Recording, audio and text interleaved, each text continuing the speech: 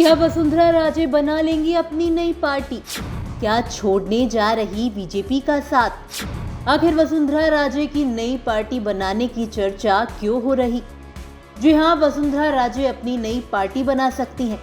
अरे भाई, ये हम नहीं, ये तो दिल्ली के सीएम अरविंद केजरीवाल कह रहे हैं। ये बात उन्होंने राज्यसभा सांसद अभिषेक मनु सिंघवी के घर पर लंच के दौरान कही, जहां उनके साथ कांग्रेस अध्यक्ष मल्लिकार्जुन खड़गे भी मौजूद थे। इस लंच में सीएम केजरीवाल के साथ दिल्ली की शिक्षा मंत्री आतिशी भी मौजूद थी। इस दौरान हुई बातचीत में सीएम केजरीवाल ने बीजेपी पर जमकर तंज कसा। उन्होंने ईडी पर भी कई बड़े आरोप लगाए।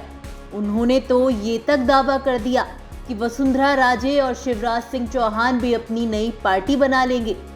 पहले आपको सुनवा देते हैं कि आखिर केजरीवाल ने क्या कुछ कहा।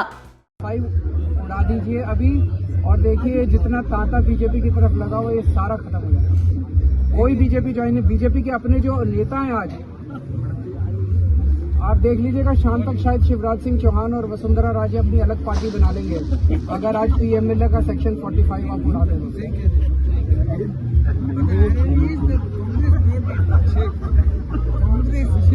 आई डोंट थिंक कांग्रेस के टाइम का जो पीएमएलए उसमें सेक्शन 45 भी नहीं था, सेक्शन 50 का भी वो सेक्शन, वो तो वकील साहब है, ये बताएंगे। आपको बता दें कि वसुंधरा राजे राजस्थान की सीएम रही हैं, लेकिन 2023 में हुए विधानसभा चुनाव में जीत के बाद भी पार्टी ने इन्हें सीएम नहीं बनाया।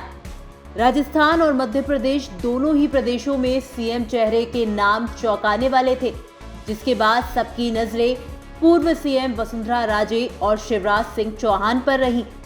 साथ ही उन्हें लेकर कई तरह के कयास भी लगने लगे। अब केजरीवाल कह रहे हैं कि अगर ईडी और पीएमएलए की धारा 45 को खत्म कर दिया जाए तो आधी बीजेपी पार्टी छोड़कर चली जाएगी। उन्होंने ये भी कहा कि बीजेपी के जो नेता आज हैं, शाम तक शिवराज सिंह चौहान और वसुंधरा राजे अपनी पार्टी बना लेंगे, अगर आज पीएमएलए का सेक्शन 45 आप उड़ा दें।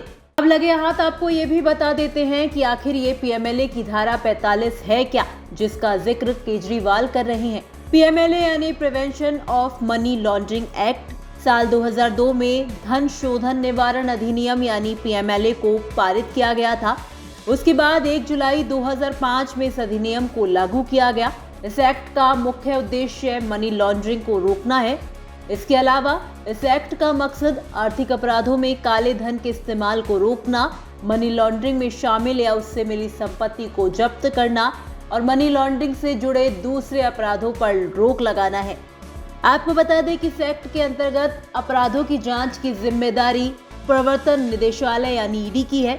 आसान शब्दों में कहें तो मनी लॉन्ड्रिंग का मतलब है गैर कानूनी तरीकों से कमाए गए पैसे को लीगल तरीके से कमाए गए रुपए के रूप में बदलना।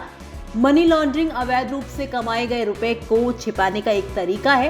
पीएमएलए के अंदर वाले सभी अपराध संज्ञेय और गैर जमानती होंगे, जिससे ईडी को कुछ शर्तों के अधीन बिना किसी वारंट के आरोपी को गिरफ्तार करने का अधिकार होगा।